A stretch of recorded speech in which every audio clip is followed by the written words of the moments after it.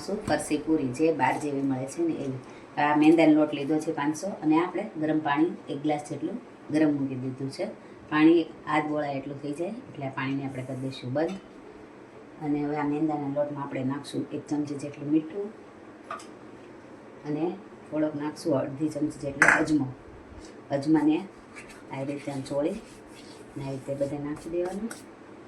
અને પછી 2 ચમચી જેટલું નાખ્યું છે આખું જીરું.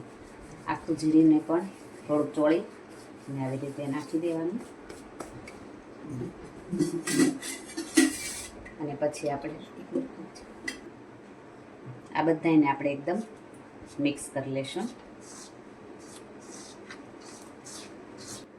હવે આ બધું આપણે મિક્સ કરી લીધું છે. હવે આમાં આપણે મોણ માટે નાખશું તેલ. તેલ આપણે 2 ચમચા જેટલું નાખી દઈશું. એકદમ ચોળી લઈશું. મોણ એટલું દેવાનું છે કે મુઠ્ઠી લેવાય એટલું, ઓછું નથી લેવાનું. ઓછું લેવાથી પૂરી બહુ હાર્ડ બને છે. આપણે મુઠ્ઠી વળાય એવો લોટ થઈ ગયો છે, જે આપણે મોણ નાખ્યું હતું એમાંથી. હવે આપણે આમાં ગ્લાસમાં ગરમ પાણી લઈ અને લોટ બાંધશું.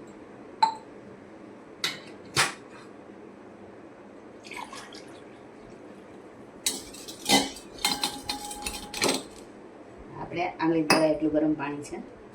હવે આને આપણે થોડું થોડું નાખી એકદમ કડક ભાખરી જેવો લોટ બાંધી લઈશું. કેટલો કડક છે, આવો કડક લોટ બાંધવાનો. હવે આને 5 મિનિટ આપણે ઢાંકીને મૂકી રાખશું. લોટને 5 મિનિટ થઈ ગઈ છે. આ એકદમ કડક છે. અને આપણે લુવા કરી લઈશું.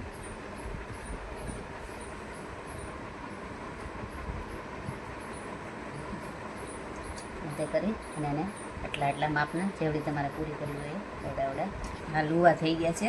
લુવાને આપણે આમ એકદમ ચોળી અને એમ નથી કરવાના. એને આપણે આવી રીતે છે ને એને ખાલી આપણે આમ દબ્બી દેવાના છે. એનાથી આપણે પડવાળી પૂરી થશે. આપણે પૂરી ખાશું ને તો અંદર પડ થશે. ભલે આડાવાળા થતા આપણે થતી વખતે જો આવી રીતે હોય ને એને ખાલી આમ દબ્બી દેવાના છે. એવી રીતે બધા લુવા આપણે કરી લઈશું. હવે આપણે લુવા આવા જ રાખવાના. આપણે કેમ ઓલી પૂરીમાં એકદમ ચોળીને હરખા કરીએ છીએ એ રીતે હરખા નથી કરવાના. ખાલી આને આપણે દબ્બી દેવાના છે. અને આપણે છાપું પાથરી લીધું છે. અને આપણી પાસે છે પૂરીનું મશીન. આપણે આમાં બનાવવાની છે. આમાં બનાવવાથી એકદમ બાર જેવી બનશે. અને જેની પાસે ન હોય એ પાટલી વેલણમાં પણ જાડી વણી શકે છે. જો આ લુવું આપણે આવી રીતે મૂકી અને આને આમ દબી દેવાનું છે. આવી થોડી જાડી આપણે ઠીક રાખવાની છે પૂરી. આવી રીતે કરી અને મૂકી દેવાની છે. અને એવી રીતે આપણે બધી હવે આપણે પૂરી વણાઈ ગઈ છે.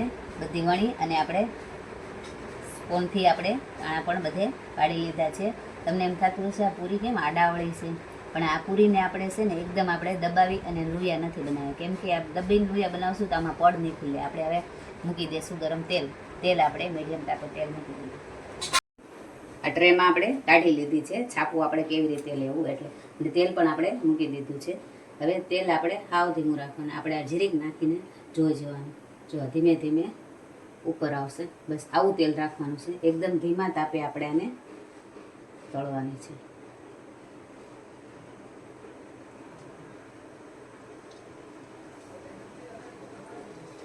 જોઈ શકો છો હાવ તેલ એટલે હાવ ધીમું છે. આ જલ્દી ઉપર ના થાવ કે અને ધીમે ધીમે આવવા દેવાનું છે. એક ધીમા તાપે બસ એટલી થાય.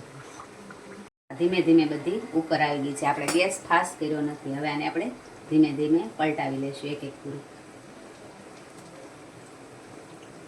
અને ધીમા ગેસ એકદમ થવા દઈશું જ્યાં સુધી ગુલાબી થાય ને ત્યાં સુધી.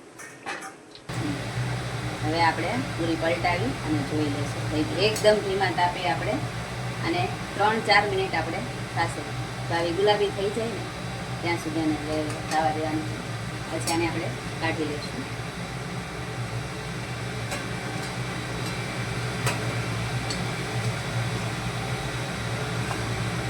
હવે આપણે બીજો ઘાણ પણ આપણે નાખી દઈશું અને એકદમ ધીમા તાપે ખાવા દઈશું.